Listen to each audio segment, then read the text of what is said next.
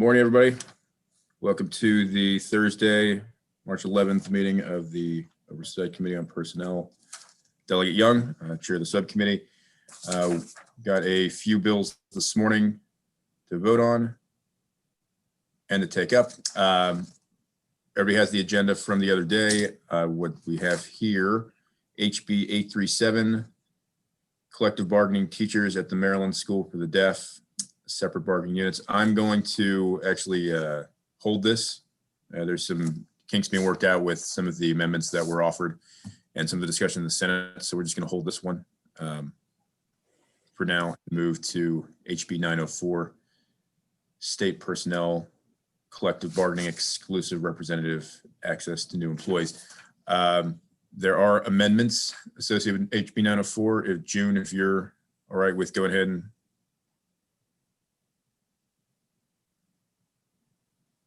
give me a second, I'm unmuting, okay? Sure. If you remember, Delegate Bridges is the sponsor of this bill, and what this bill does is it changes the exclusive representatives' access to new employees.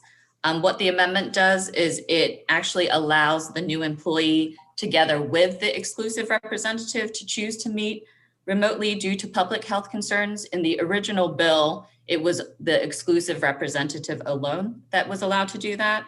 And then the second piece of the amendment is that it removes the disclosure of employee ID numbers as including workday numbers. So it strikes that those portions of the bill.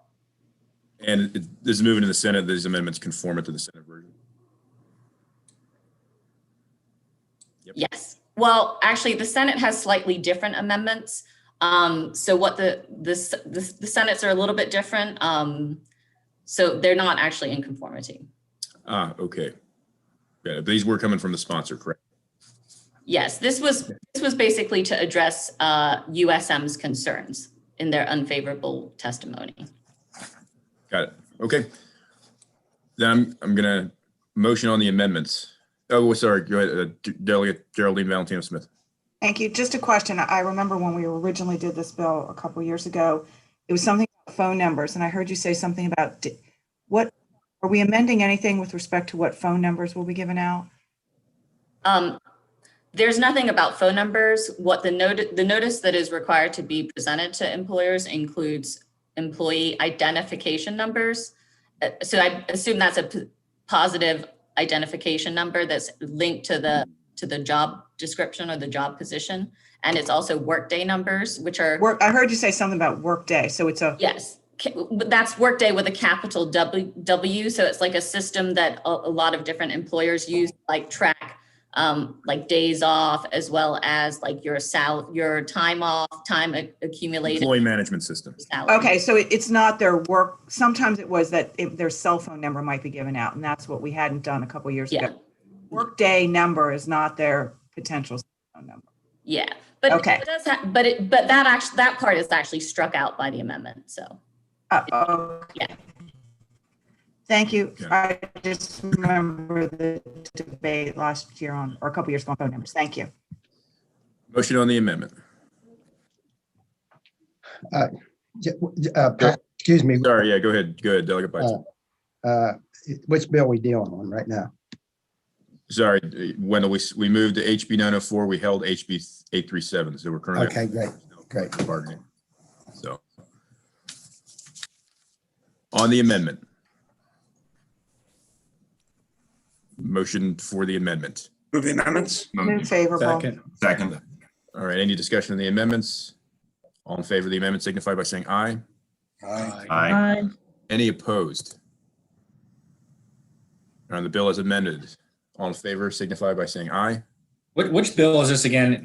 Sorry, Jeff. Yeah, you came in after we started. We're on HB 904. We held HB 837. So we're not. Okay, so what does 904 do again? I don't actually have the list in front of me. I apologize. No worries. Okay, this is the collective bargaining bill. It's Delegate Bridges, exclusive representative access to new employees.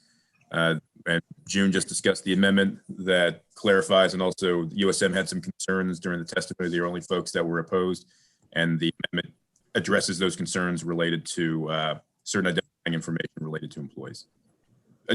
Essentially, I'm giving you the what we just discussed earlier. All right. So, and we just voted on the amendments, and calling for a vote on the actual bill. I opposed. Understood. Okay. So if you're opposed, go ahead and put your yellow hand up, and I will call you out Okay. by name. Okay, just a minute. I get over Sure, here. sure. There you go. All right. So I have Delegate Beitzel opposed, Delegate Kittleman opposed, Delegate Greist opposed. And just want to make sure we've got everybody.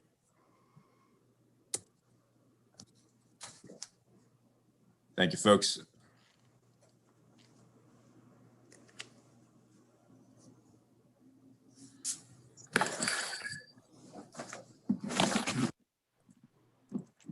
Got it. Okay. Thank you, folks. Bill passes. Moving to HB 894, Education, Community Colleges, Collective Bargaining. Let me just say I appreciate the patience of everyone on the committee. I know that there are a number of amendments that we'll go ahead and take up. Just for folks' recollection, remember this is Delegate Keith Haynes' bill that we heard in full committee a while back. Bill establishes a collective bargaining process for local community colleges employees, including part-time faculty and staff, but excludes officers, supervisory, and confidential employees and student assistants. Effectively, it's a collective bargaining bill that we similar that we see often, just widens scope. It enables the process for which community college staff and faculty can collectively bargain across the state. And with that, I will open it up for amendments, and without any specific order, Delegate McKay, are you ready to propose or bring up your amendment? Yes, sir, I am. Okay, when you're ready. All right, thank you very much. So my amendment is very, very simple. We had heard in some of the testimony that this bill will allow for 6 bargaining units. And if you looked at some of the community testimony from the community colleges, sometimes those units would just be 1 or 2 people, and the administrative charge that would go to administer a very, very small collective bargaining unit flies separately from the mission of a community college to keep the costs down. So my amendment is very simple. On page 6, line 6, it strikes the word 6 and substitutes the word 3. And then it also, after faculty inserts and on page 6 and 7, it strikes beginning at semicolon. It's technical, knocking out the rest of those bargaining units. So I ask that we pass this amendment, that it is something that the community colleges are trying to make better this bill. Again, it's removing from 6 bargaining units down to 3. Thank you, Mr. Chair. Thank you, sir. Discussion on the amendments. I would ask the one, I appreciate the delegates' timeliness with this and bring it to our attention so we have time to go over it. I will ask the subcommittee to oppose the amendment, but wanted to just make sure that delegate knew that we appreciated bringing it up. We've had conversations with the community colleges. We have been hearing their concerns. I haven't personally heard this particular concern about reducing from 6 to 3. And I think generally in the spirit of the bill, I'm not sure if it would fix the problem that I think was brought up, but just in my opinion, I'd ask the subcommittee to resist the amendment, but do appreciate the time in which to go over it. Other discussion on the amendment? If I may. Yes, you may. Chair. Yeah, go ahead. So as a former county commissioner who had small collecting bargaining units, we actually had our our animal shelter with animal control I can tell you firsthand that there are additional costs to smaller units of government when you have a small bargaining unit. And the two colleges, I'll be glad, I know it's a little bit late, but be glad to give you that both Allegheny, Washington, and Garrett counties are the ones that express the concern. And I'll just leave it at that, sir. Thank you. More discussion. And if I may Yep. just speak to the Delegate amendment. Beitzel, also. go ahead. As Mike said, or Delegate McKay said, particularly in Garrett County, it's the smallest community college, and to have 6 units there, we have like 3 or 4 janitorial staff, and we have a recreational facility there that has, some people. So if you had to create units for those different categories of people, I don't know what the total number of people are that work there, but it's the smallest community college. So having 6 bargaining units there would not make too much sense. So I would support the amendment. Understood. Thank you, Delegate Grice, followed by Delegate Corman.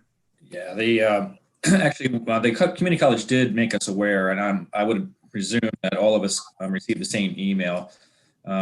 The Maryland Association of Community Colleges sent the list that these are the amendments that we're offering, and it would be number 3 on that list, proposed number of bargaining units. And here they actually talked about Montgomery College, and they say it's hailed as by the unions as a model for community college collective bargaining, and their enabling legislation limits the number of units to 3. Bargaining units is a far more reasonable number. And what they say in the very beginning is that it's just too many, especially for the small and medium institutions. Colleges cannot be expected to staff up to deal with the constant negotiations with upwards of 6 units. So for the small schools like Warwick or Chesapeake or Garrett, this will be prohibitively too expensive. And we talk about how, this is enabling legislation, basically, and that there's no cost associated with until a bargaining unit is established. But when it is, this will be a huge cost to these smaller colleges. And we have 3 in Montgomery, which is a huge college. Why not allow the rest of the colleges to do exactly the same thing throughout the state? If it works in Montgomery, it should be able to work anywhere else. Thank you, Delegate, and appreciate you bringing up the email that the Community College Association had brought up. And I know that you've talked with me about this, and we're going through that list here with some of the amendments. Just clarifying too, conversations with them didn't include with us everything, but they did clearly state out what their interests were, which is what these amendments are mirroring. So thank you for reminding us of the email. Delegate Corman. Thank you, Mr. Chairman. So first of all, I hope my friend from the Eastern Shore tells his colleagues on the House floor that what's good for Montgomery County is good for the state. I really appreciate that sentiment from him. The legislation does not mandate 6 units. It allows up to 6 units. Different community colleges are different. I suspect in Garrett Community College, if there's collective bargaining at all, which there may not be, this bill doesn't require that workers collectively bargain, there'll be fewer units than there'd be at, say, Baltimore County, UMBC, Baltimore County Community College.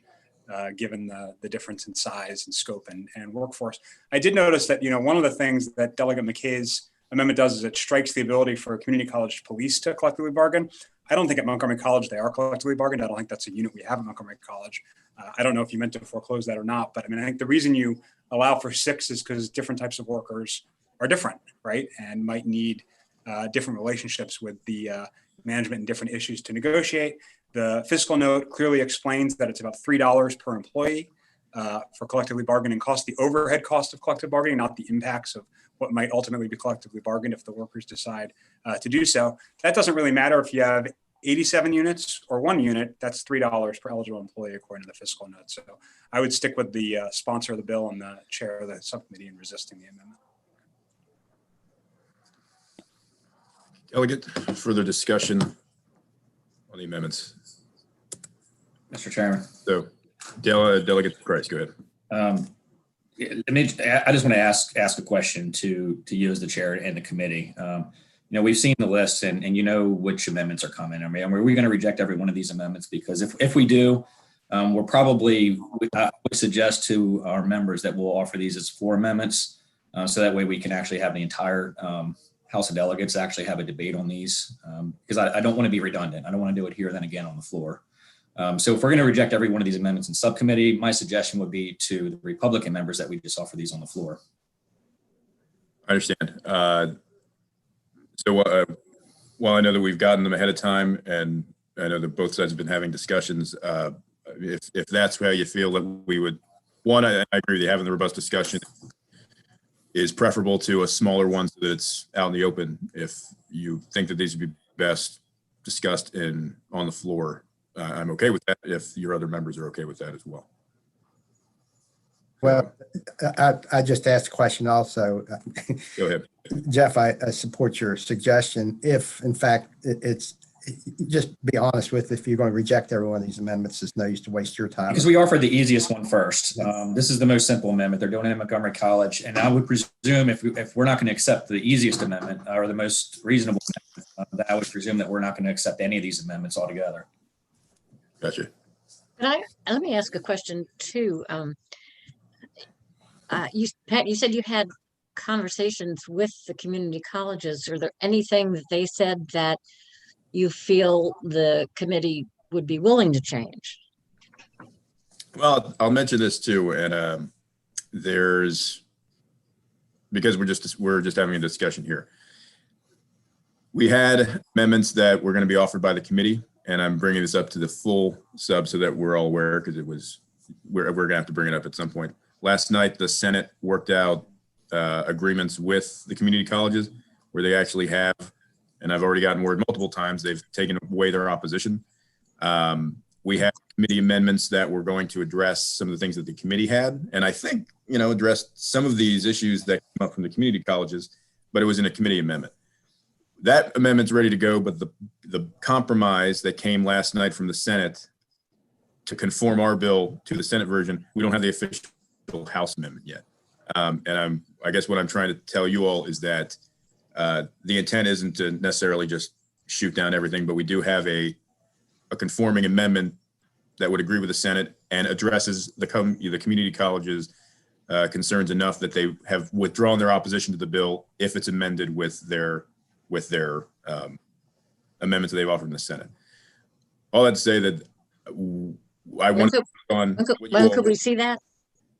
You know what? That was part of the trepidation I had, and it's sharing it because while we have the full committee amendment that isn't the bargain, we don't have the official one from the House, and I didn't want to bring it up in concept, which means that we're probably going to have a short meeting this afternoon and give you time to see that amendment so that we can bring it up to the subcommittee. So that was going to be had after we went through the discussion of the amendments that everyone was bringing up. But since it was brought up now that was a discussion of holding these until having a floor debate, I think a lot of these are covered by the bargain because that's why the community colleges have taken away their opposition. Unfortunately, with the timing, and this happened last night, I don't have the House version of the amendment yet, which means we were going to have a separate meeting this afternoon. So Mr. Chair, can I just make a motion? Maybe we can just hold this until we get those amendments this afternoon if we're going to meet again. That's absolutely what I was hoping for. So that's what we're going to do at this point. I see some hands up though, and I think Delegate Corman, did you have something to say? I was going to second the motion. Oh, Yeah, okay. My hands are I'm Delegate Saul. Sorry. My hands are Oh, no worries. Yeah. Long-winded version of saying that we're prepared last night with the committee amendments, but we don't have the bargain amendments from the Senate. And once we do, we're going to share them with everybody and bring it back up in subcommittee later this afternoon. So. Good. Perfect.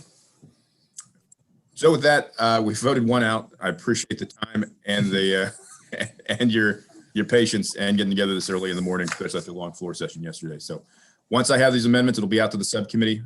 June will get out to everyone. We're just going to thread the needle this afternoon and get a meeting in. And members, once you get those amendments, come talk to me so we can discuss what we think is covered, what we think isn't, so we can move forward with the vote this afternoon. Okay. Mr. Chairman, one last Mr. thing. Chair, Yes, sir. Delegate McKay, go ahead. Thank you very much. I just want to make an observation, sir. You're a stand-up guy. You're doing a great job. Thank you, sir. No, thanks. Thanks, that. Delegate McKay. Trying. I'm That's the most trying. Mike McKay thing ever. Those. Anyone else would like to throw praise to the chair? I'm just kidding. Okay. I would now. Sorry, Delegate Valentino Smith. Go ahead. I will second the praise Okay. for the chair. And so now that I've praised you, I'm going to ask you to do something, which is things are moving really fast. All my staff is remote. They're watching as fast as they can. But since this is going to be fast, do you mind a text message when they come out so we know to look at our emails? My box is getting hundreds of emails on police reform and a bunch of other things, and I don't want to miss it. I will say that now that this is the third time we've met, I have everyone's cell phone, and I will text you as soon as we get the amendment and send it out to everybody. Okay, see, worthy of the praise. I knew. I thank you. Mr. Great. Chairman, all I'm going to say is I'll buy you a beer sometime. How about that? All right. We'll talk this afternoon, everybody. Thank you so much. All right.